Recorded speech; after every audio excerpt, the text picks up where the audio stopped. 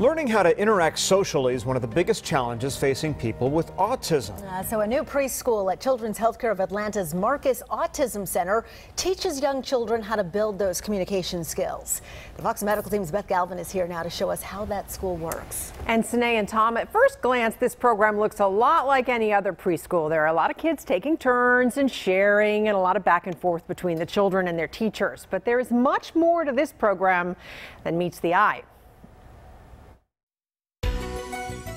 Let's go into your classroom, Nigel. Nigel ODOM is just 2, but he's already loving this whole preschool concept. All right, go in. He loves coming to school every day. From the time we get him ready in the house, we put on his jacket and ask him if he's ready to go to school. He starts hopping around and he runs to the front door. Hi, Benjamin. Nigel's one of 12 students in the Marcus Autism Center's new 2-year-old preschool that opened February 1st.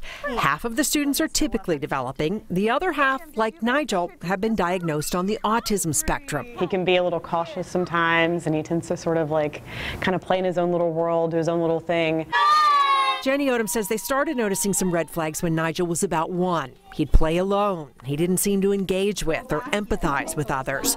And he'd sometimes repeat the same movements. But hearing a diagnosis of autism was difficult. I mean, there comes a point where you just want to tell 1 or 2 people, please just help me.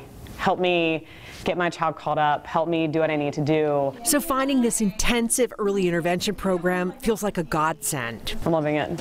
I love that Nigel's in full day. You could say that's a lot for a 2-year-old, but I think it's great for him. Lindy Morgan, co-director of the Marcus Preschool program, says they're pushing communication, collaboration, and group activities to build up the children's social skills. They're learning the routine so well. We're actually pleasantly surprised at how much of the day that they're engaged in activities together. Of course, you have upsets because there's 2-year-olds. If there weren't, that wouldn't be a typical program. These kids are too young to even know what autism is, but in a way they're teaching each other how to be more social at a critical time in their brain development.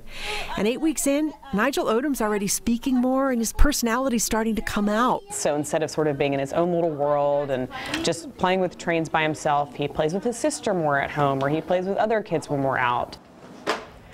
And the Marcus Autism Center will be following the children's progress and tweaking the program as they learn more about how these children are learning.